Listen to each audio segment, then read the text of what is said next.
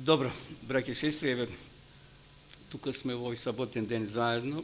Помина 6 месеци од ова година во која веќе сме навлезени и верувам дека сите ние сме благодарни на Бога што Господ не чуваше. И еве денеска за нас овде во Кавадарци е 13-та сабота, како што ние нарекуваме, кога ги делиме овие символи, односно чашата и лебот, символ на Христовото тело и Христовата крв. Подсекогаш ова не подсетува на големата жртва што Исус ја дал за нас. Исус рекол: правете го ова за чиј спомен? За негов спомен. Правете го ова додека повторно не дојдам на оваа земја. Дали се сеќавате на вашето детинство? Не знам вие од како големо семејство потекнувате, дали од помало или од поголемо, но денеска би размислувале за благословот на заедничкото јадење. Јас потекнувам од едно семејство, нас има 4 деца, меѓутоа во еден период од животот татко ми со неговиот брат биле заедно, живееле во една куќа, тука се и мајките, чичко ми имаше 3 деца и ние 4, 7 и 4, колку се тие? И плюс двајца старци, дедо, баба и друг дедо, 14 души бевме. Значи, во еден период во животот, јас се сеќам на 14 души кога бевме во семејство. И тоа под еден покрив, додека не се направи друга куќа. Меѓутоа, зошто го спомнувам тоа? Затоа што е поврзано со јадењето. Знаете кои мигови беа најсладки, најдобри? Навечер кога требаше да јадеме. Сите се собира, старите дедовци тука под крушата, моабет прават, помладите од нива се враќаат, децата од каде ќе се соберат и замислите 14 души на вечера покрај масата. Состанокот беше најдобар, значи, за нас како деца. Куќата беше полна со живот. Во текот на денот, старите на работа, повозрастните исто така, децата кои како, меѓутоа навечер беа сите собрани покрај масата. А да се јаде во друштво е најсладко, така? Вие кои сте во поголемо семејство израснати, навистина тоа е најубаво нешто кога ќе се соберат сите. Тука се раскажува кој како го поминал денот. Значи, тука едноставно време то беше посветено кој сработи нешто, кај беше, планови се прават за утре и така натаму. И затоа, еве денес ќе размислуваме и за овој благослов на ова заедничко јадење што ние го имаме, бидејќи се нарекува Света вечера. Вечера кај што сите се обединуваме околу овие символи. Ајде да отвориме во Библија, во Откровение 3 глава 20 стих. Многу познат стих за сите вас, но ќе биде ете како појдовна точка за ова наше размислување. Исус вели: еве стојам на вратата и чукам. Ако некој го чуе мојот глас и ја отвори вратата, ќе влезам при него. Ќе влезам при него и ќе вечерам со него и тој со мене. Во овој текст, браќа и сестри, Исус како пријател на човекот кој сака да има заедница со нас, вели: чукам на вратата. Тогаш немало звончиња во Исусово време. Но сепак Исус ја нагласува поентата дека стои пред вратата и сака да влезе, а некој треба да му отвори. Исус вели: ако ми отворите, ќе влезам кај вас и ќе вечерам со вас. Интересно да се примети дека Исус заедницата околу масата за време на вечерата ја употребил како символ на искрено заедништво и пријателство. И што мислите, Исус случајно ја зел вечерата како символ на заедништво и е запишана во Библијата? Не. На исток, браќа и сестри, многу значење му се дава на вечерата. И околу вечерата, околу тој вечерен стол или таа вечерна маса. Замислите, кај евреите најглавен оброк бил вечерата или била вечерата. Иако нутриционистите велат најдобар е оброкот, да биде обилен. Неле, тоа е во ред. Меѓутоа, евреите имале обичај да вечерата стават нагласок не на обимот на храна, туку на заедницата, значи на тоа символичко дружење.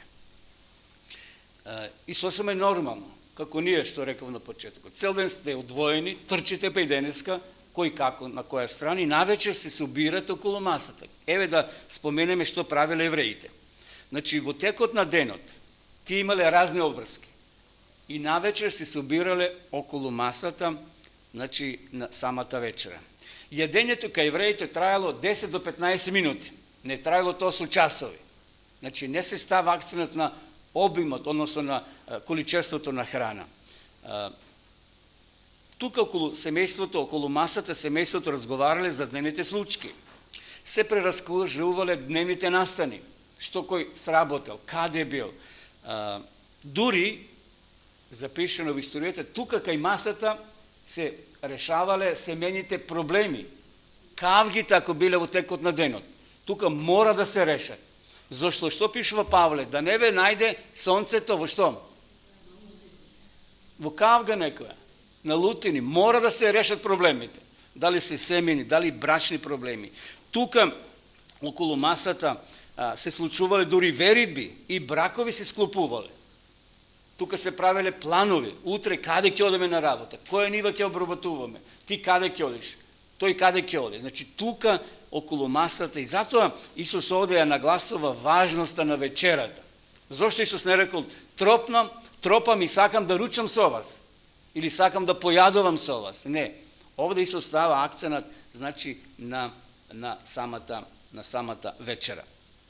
И сега, да се одбие, да се јаде за масата или околу масата за време на вечерата, би било увреда или навреда за едно еврејско семејство, или за таа фамилија, или кон останатите членови на семејството, посебно кон таткото. И затоа, ако те покани некој на вечера, се најдеш во еврејско семејство, прифати го тоа, зашто ќе бидеш ценет во очите на тоа семејство.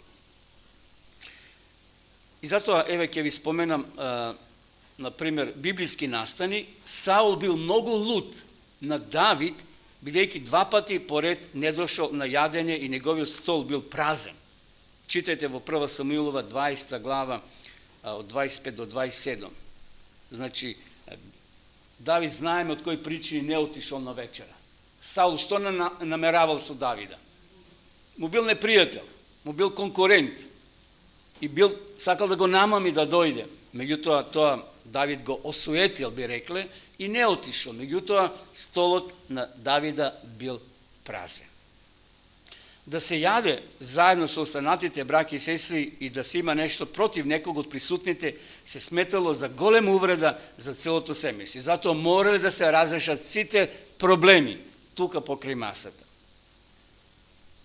Во една друга прилика, Аврам, додека јадел, ги примил на конак ангелите, кои му откриле Божјата намера, му го откриле Божјиот план за Содом и Гомор. Гледате колко е важно заедништвото околу масата, вечерата или ручекот. Ајде да се подсетиме за 2-3 настана од Библијата, колко е важна вечерата или тоа дружење. Одиме во Лука, Евангелие според Лука, ќе ги споменеме, ќе се подсетиме за патниците за Емаус. Овде во 24 глава, сеќавате во една прилика, некои се враќале од Ерусалим, вели Библијата, 24 глава, 28 до 31 стих.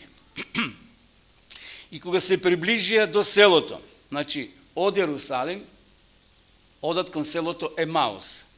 И текстот вели, кога се приближија, тој се направи како да сака да оди натаму. Тој, кој беше тој?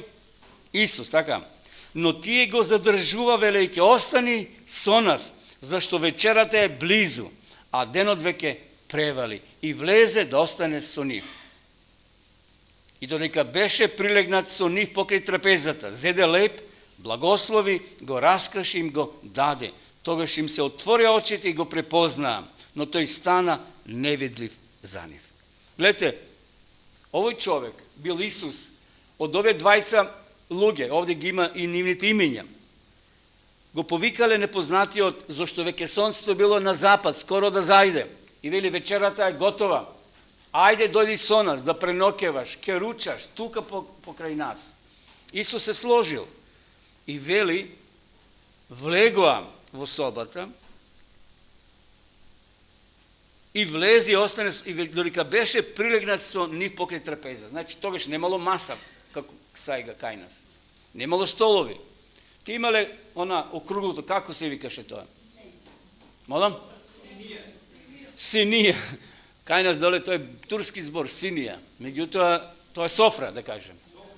И така настрана седеле, односно лежеле, да може да допрат до храната и повеќе луѓе да се поредат. И Исус така се потпирал со едната рака, дали бил левак или деснак, ја не знам кој бил Исус, меѓутоа сигурно да може да пристапи до храната.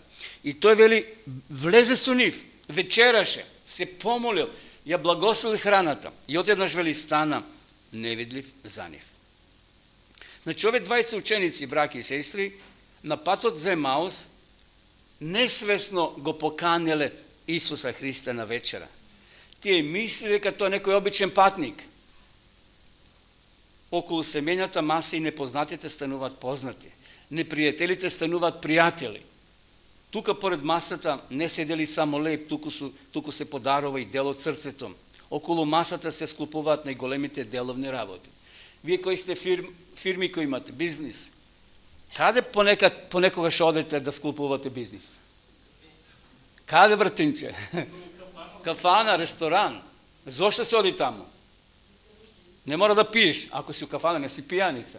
Или ако си таму некој ресторан, не си значи човек чаршински, па таму само да ручеш, него се склопуваат деловни бизнис, како се вика тие, сделки, договори. Значи, тука покрај масата, дали со ладно вода, сокче или било што, тука разговараш. И тука се подпишуваат договори и се размислуваат. И затоа масата е многу важна во духовен смисол. Ова маса, еве, таа не зближува овде, колку и да сме. Разни сме како луѓе, стари, помлади, учени, неучени, ова или она. Тука сме сите еднакви. Нели, ке претходи после пред светата вечер и обредот на понизноста. Таму Исус рекол, правите го за мој спомен. Тука сме сите исти. Тука сме само брат и сестра. Ништо друго. Без разлика што носиме како товар позади себе. Значи, овие луѓе, овие ученици го поканеле несвесно Исуса, царот на славата. Замислите да поканиш некој човек и после да дознеш дека тој бил некој си. Важна личност. Председателот, да кажеме, на Америка. Ај ти го препознаат, или на Русија, или било на некоја силна водечка. Нема врска. И некој обичен човек, наутре, може би тоа дете пораснало, или тој човек, нели, добил некоја служба, тој беше кај мене, го знам. И нешто ти е мило околу срцето. А тој обичен човек, како ти и јас. Меѓутоа, овие двајца, ете го гостеле Исуса. Одиме понатаму. Што правеле апостолите, апостолската црква? Во Дела на апостолите, во 2 глава, ќе видите дека постојано апостолите биле во заедница на дружење.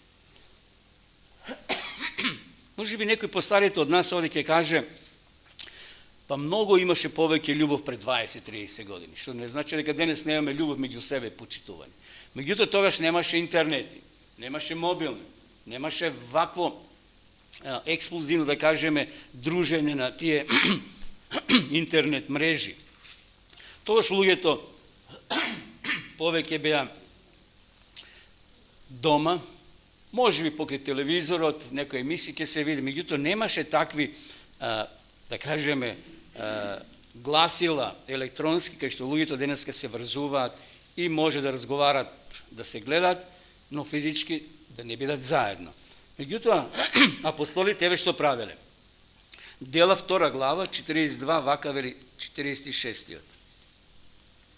И беа постојани во апостолското учење, обрати сега внимание, општувањето и во раскршувањето на лебот и во молитвите.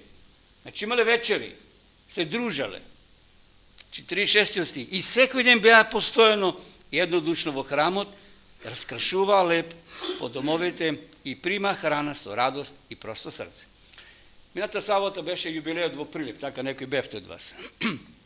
Јас спомнав таму и преку слики, преку збор, дека верниците првите, 24-та година, 25-та, 26-та, таму до 30-та, првата љубов на тие верници, постојано биле во црквата, како апостолите. Кога велам постојано, не спиеле тие во црква, меѓутоа долги часови поминувале. Значи, били и млади, имали обврски, но црквата им било место на постојан престој, сакали да бидат заедно, да се дружат. И апостолите немале такви цркви како нашата убава. Но тие се собирале по куќите. Што правиш? Па еве, нешто вака. Ајде дојди. Ајде да бидеме заедно. Љубовото е дружење. Дружењето по мобилни не е истото како и физичкото дружење. Еви сега луѓе гледаат предавања. Многу ги има на интернет. Меѓутоа, кога беше ковидот и црквите беа затворени. Луѓето стануваат дома. Меѓутоа, некој им фалеше и недостасуваше црквата, вели другој кој ќе отидам во црква, ќе клекнам, ќе седнам таму, ќе слушам порака. Да, има моменти кога и од дома ќе слушаме проповеди и ќе гледаме. Но апостолите, вели, беа постојано заедно. Значи, поред молитвата и проучувањето, верниците имале и заеднички јадења по куќите, каде што поред духовната храна тие јаделе и телесна храна. Тука поред масата биле сите исти. Сеќавате на она тема за Мефифостеј, кој го примил Давида и го поставил да седне на таа царска маса. А како бил Давид физички? Осакатен. Мнозите били скршени. Сеќавате неговата слугинка или слугинката го испуштила. Да, Мефифостеј бил осакатен. Давид го поканил да седне покрај масата. И тој бил чаршав, кога бил ставен, му биле покриени нозете. И тој бил еднаков со сите присутни Давидови деца кои ги имал изваници. Тука покрај масата, браќа и сестри, сите сме исти. Сите наши недостатоци исчезнуваат или се покриваат со Христовата правда. Христовата правда не покрива сите. Тука поред масата сме исти. Тука поред масата сите разлики исчезнуваат. Кога ќе дозволиш некој да седне на јадење на твојата маса, тоа значи дека го прифаќаш како дел од што? Од семејството. Доаѓаме кај вас или вие кај, ајде, седни пријатели, седни комши, седни брате. Ти го поставаш еднаков со останатите во семејството. И сега се навратиме на ова јадење, духовното јадење што ќе го имаме за која минута. Во 1 Коринтјаните, 10 глава, Павле зборува за ова духовна трпеза. 10 глава, 16 стих вака вели: чашата на благословот што ја благословуваме не ли е заедништво во Христовата крв? Лебот што го раскршуваме не ли е заедништво на Христовото тело? Затоа што лебот е еден и ние кои сме многу, само едно тело сме, зашто сите од еден леб имаме заедница. Еве овде има 2 леба, но и исто тесто е направено. И тоа ќе го поделиме за која минута. Ова чаша е вино, грозов сок. Едно шише отворивме и го поделивме на повеќе чаши. И тоа заедништво ќе создаде помеѓу сите нас. Колко е убаво и блажно да се јаде на земната маса, заедно со семејството. Но колко е поблажено да се јаде од ова духовна трпеза, браќа и сестри. Бидејќи Христос е тоа едно тело кое се кршило за нас. Христовата е една крв која се проела символично за сите нас. И затоа денеска Бог не повикува не само да седиме, туку и да имаме и дел на Светата вечера. Тука на ова маса не се наоѓа само обичен леб. Ние веруваме дека тој символично го представува Христовото тело и Христовата крв. Тука поред овие символи треба да се оствари на заедништво помеѓу Бога и нас и меѓусебно. Тука поред масата треба се признат сите гревови. Како што рековме, кај евреите за време на вечерата се исчистувале сите проблеми меѓу нив, сите грешки, сите гревови се опростувале. И тука поред ова маса треба да се признат сите гревови и погрешки. Треба да исчезнат сите недоразбирања, лутења, омрзи, зависти, сите судири. Помина 3 месеци. Можно да се случило нешто. Можно да се случило нешто. Сеќавате за Јов. Што правеше Јов за своите деца? Пренесуваше жртви. Се молеше. Зошто го правиш? Може би моите деца таму се слават, таму се дружат, може ќе направат некоја грешка. И Јов се молил за нив. Пренесувал вечерни и утрински жртви за своите деца. Тука, поред масата, во едно Христово тело, браки и сестри, имаме заедница. Тука поред масата треба да биде се заборавено. Тука поред масата треба да биде се опростено. Тука поред масата треба да исчезне се оно што не одвојувало. Тука поред Христовата маса треба да престанат сите одвојување, понижување, озборување, навреди, непријателства. Се оно што го расипува нашето заедништво треба да исчезне како духовно семејство. Во книгата Копнежот на вековите, ја знаете добро, еве извадов две реченици, вака вели: се додека се негова гордост, непријателство и борба за првенство, срцето не може да стапи во заедница со Христа. Не сме подготвени да земеме заедничко учество во неговото тело и во неговата крв. И затоа да не избегнуваме светата вечера. За овие 40 години сум видел многу луѓе, жени и мажи, верници, кои избегнувале од нивни причини. Дали не се достојни, дали не расчистени сметки имале нешто, не е то добро. Не е то добро. Не треба, Елена Вајд вели во Копнежот, не треба да избегнуваме светата вечера. Тие мисли кои ни доаѓаат тогаш, не си свет, погреши, не си ти достоен, не се од Бога. Сатаната ни шепоти, сакајќи да не одврати од заедницата. Видовме колку е важна заедницата. Како ќе се надеваме дека ќе се најдеме на свадбата на јагнето поред онаа голема маса од Откровение 19:9, ако денес не сме подготвени, браќа и сестри, да седнеме со браќата и сестрите на земната маса и да земеме учество во светата вечера. И затоа ќе завршам повторно со стихот Откровение 3:20. Еве стојам на вратата и чукам. Ако некој, очигледно сите нема да отворат, ако некој ја отвори вратата на своето срце, текстот вели, Исус вели, ќе влезам кај него и ќе вечерам со него. Денес Исус сака да влезе во твоето срце, да седне во твојот дом, во твоето срце и да имаме заедница или заедништво. Но поред таа маса, пред да седне Исус, знаете кој треба да седне? Твојата сестра, твојот брат, твоите браќи и сестри во Христа, со кои со години растеш и живееш. Дали сме подготвени да ја пружиме својата рака и да го прифатиш братот и сестрата како дел од своето семејство? Нека Бог ни помогне, браќи и сестри, да навистина му дозволиме на Христа сега преку овие символи и преку обредот на понизноста да се всели длабоко во нашите срца и да се радува со нас, односно да се радуваме ние со него.